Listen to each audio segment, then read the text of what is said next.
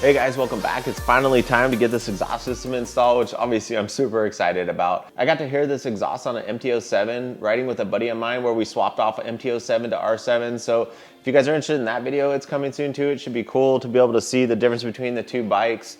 Obviously the MT-07 is considerably more practical, but if you really like to get into corners, the R7 is a bike you'd be interested in. And if you're watching my channel, you're probably like me and you are very interested in a motorcycle like that. Don't get me wrong, I'd love to have an MT-07. I'd love to have both of them, to be honest with you. I'd ride the MT-07 to work every day and I'd take this out for fun on the weekends if I could afford to have both bikes, but you know how that goes. I had to choose. I got my R7. I like it. Today, we're gonna go ahead and install this exhaust system. So I don't know what I'm gonna do for intake yet, and I don't know what I'm gonna do for a tuner yet. I don't know if I'm gonna pay to have it tuned properly, or if I'm gonna get something like a power commander or something like that and just kind of try and figure out how to do it myself, which I think is probably the best thing and probably what you guys would like more, because let's face it, not all of us have a place where we could go get a dyno done, and we gotta kind of do it on our own. So if you're like me and you like doing your own stuff and you don't like paying people to do it for you, then this little series of exhausted videos is gonna be fun for both of us. So we're gonna have a good time with it. So let's get this thing started and let's have some fun.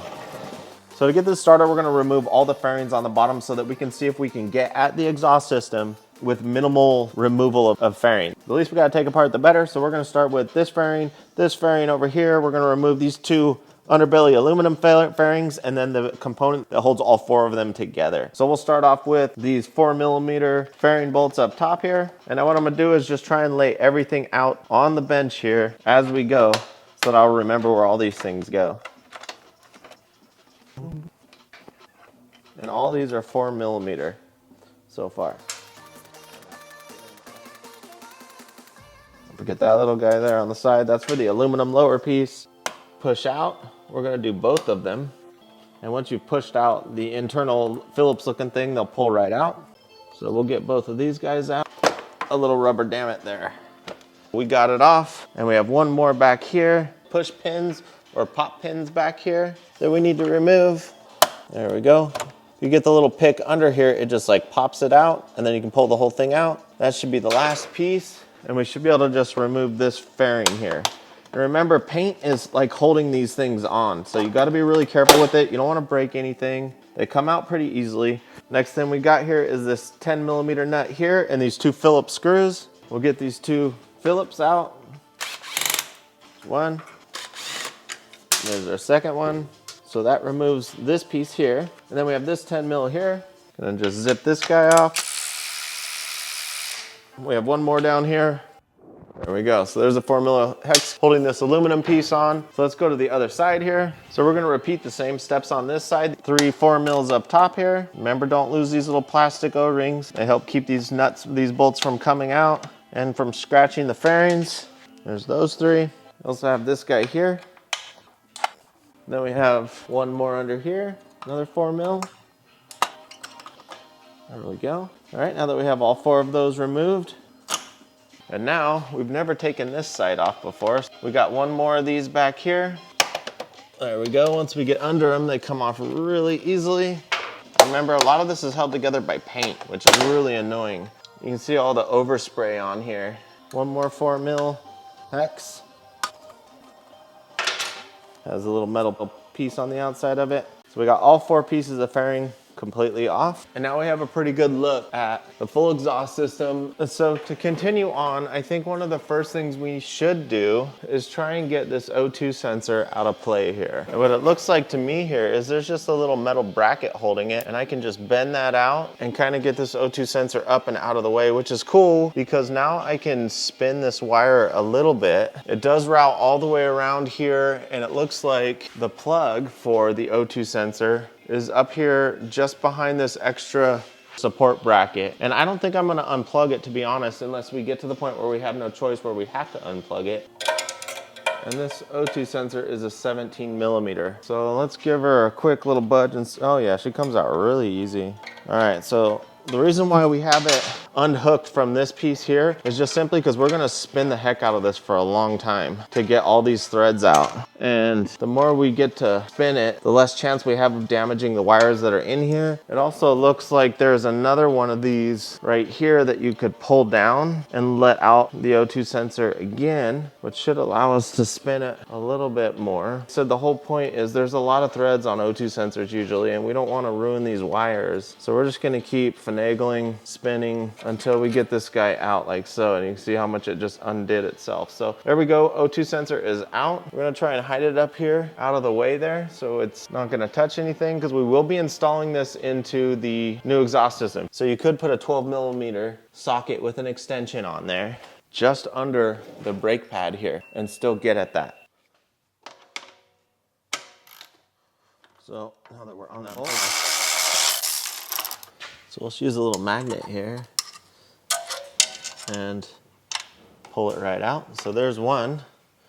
And this one's a little bit tighter to get at because the gear shifter's in the way. Got to kind of move it around a little bit.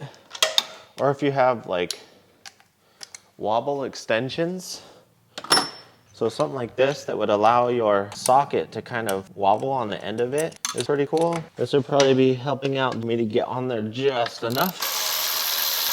So that guy is definitely out of there. We can get it out with a magnet here. Yeah, there we go. So there's nothing left holding that other than the exhaust manifold itself. So we have a 12mm there. We'll go ahead and use our same little ratchet. Whatever ratchet you have will be fine. Looks like we have to go in between for this one. Loosen her up a little bit. And the other one, oh yeah, that goes on there really easily. And that guy's broken loose. There's the third one and the fourth. Now that all that's loose, should be able to manipulate a little bit here and pull all that off, which dropped out little exhaust gaskets here, and we will reuse these. We'll lift up and get our box out of the way here. And our exhaust system is coming completely off, and holy crap, guys, this thing is heavy as hell. Cool. Well, that's gone. So we have two 10mm here that need to come out with nothing on the back side, and then two 10mm on this side that we need to get out. Get in here. They didn't take much pressure. They should come off pretty easily, and the rest we could do by hand. There's one out. There's two out. So let's get to the other side. We'll do the same thing. Get at this lower one. Get it broke loose. And then the second one here, get it broke loose. And then both of these will come off by hand too. So we won't need those. That's a considerably additional hefty weight to get out of the bike too. Weight reduction, baby. 1 small ounce at a time. We're gonna install the front part of the exhaust system. Does feel like there's a little bit of play inside here. So you can open and close them just ever so slightly. So you can see, there we go, they fit on there. The only thing we need in there now is the little exhaust washers. The hard part is getting them to stay in play. So what I'm gonna do is use a small amount of anti-seize and see if I can use it kind of like glue to make them stay in place. So I'm just gonna get a little bit on my finger here, just kind of rub it around. Should be enough. Let's see what happens. There we go. Looks like that'll hold in there pretty good. Go a little bit on the other one, put a light little coat. That should hold it in play. Put the other one in there. Yeah, look at that, they're holding on pretty good.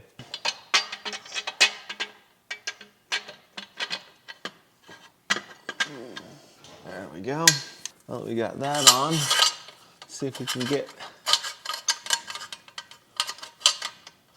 one of these flanges on.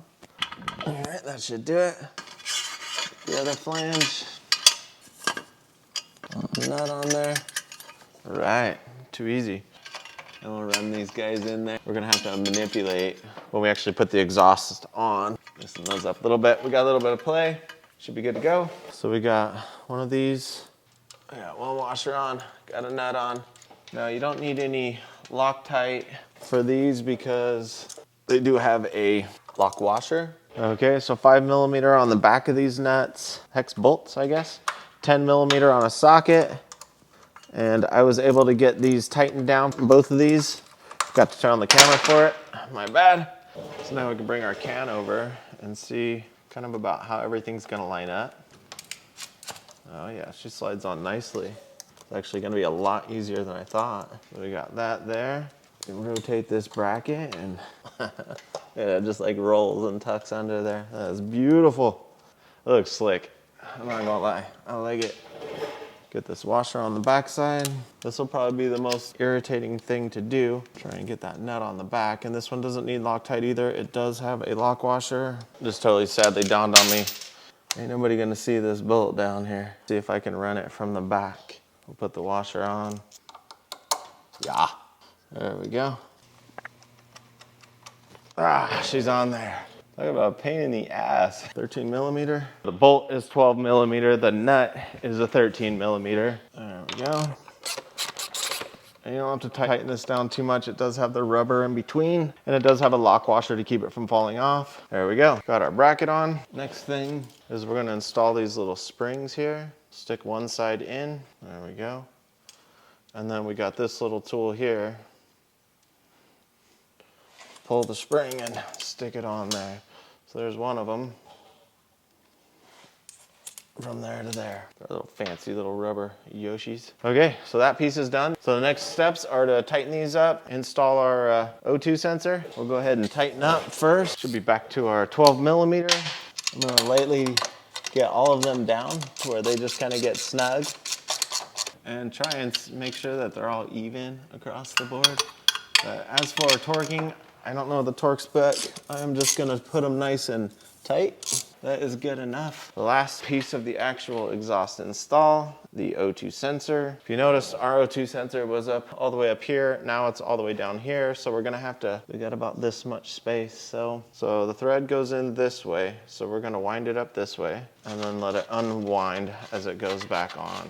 There we go. This is 17 millimeter.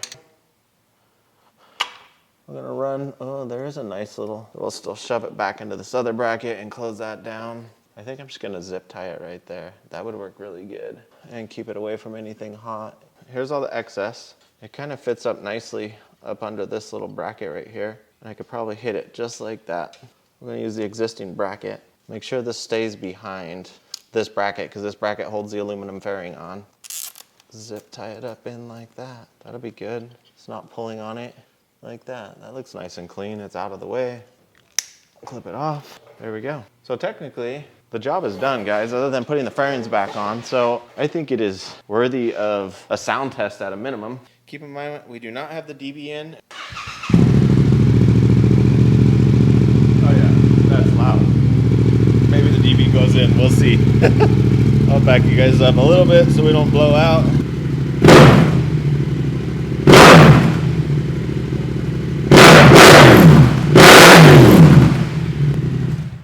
All right, first fairing piece to put back on.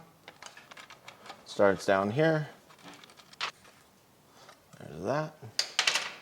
And we didn't take these out, so this piece is still in play. Nothing to do to that. Now you gotta roll this guy back in there. There are a few little points here that'll stick in.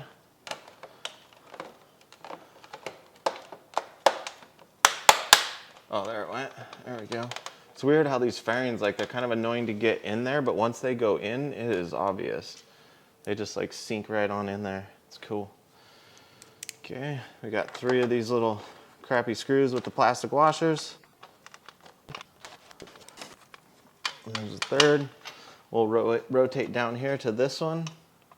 There we go. There's those 3. There we go. So you can see back in here, there's this little rubber piece right here, and this goes and pops right in there. Then we got this one that lines up through both fairings. Okay. Remember, open these guys up, stick them in their hole, and then push in. Too easy. This last one down here, slide that in. So then this guy here too, pull it out,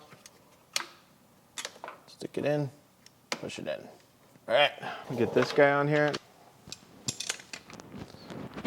There we go. Should have a 10 millimeter nut here. There we go, nice and snug. We'll get this guy in and this guy down here. Gonna get them all started, and then we'll tighten so that, it's always good so you can manipulate things as you're going. If you tighten one thing, you can't really manipulate You actually start bending after that. Okay, there's that one. We've got our little Phillips down here. There's 1, 2. Time for the fairing. So interesting how these things go together. They seem like so counterproductive, but they're weird to get going. But man, are they obvious when they're in there. Fairing set in. Got these 2 more little plastic push pins. And 2. And the final bolt. Boom, she's done. Now all she needs is cool stickers and it'll go faster. All right, I'm gonna go ride this thing. Okay guys, just got back from a test ride. The bike definitely is very, very loud without the DB killer in it. So I'll probably install that next week, along with a few other parts that I bought for the bike for you guys. So I'll make a full package video out of all that. From the first little quick ride I just did right now with the new exhaust, I would say it does feel like it has more power, which is kind of crazy. I didn't think I would notice it. Like, I know you're gonna get a little bit of a gain, but nothing noticeable. I did notice the fact that it does have more power. It's nothing insane, it's noticeably more power. And that's without the intake and a tuner of any sort, so that's kind of cool. So once again, next week we'll go ahead and install the DB killer. I got a few more parts for the bike frame sliders and some tank grips. Those finally came in, so I got those. I'll do a video on all that for you guys so that you can see what all that's like. And of course, I want to give it a day or 2 without the DB killer to see if I can live with it or without it. But either way, we're going to install it and at least see what it's like with and without in both ways. If you're enjoying the video so far, please like, comment, subscribe, and give me a thumbs up. That definitely helps the videos considerably. And we'll see you guys next week.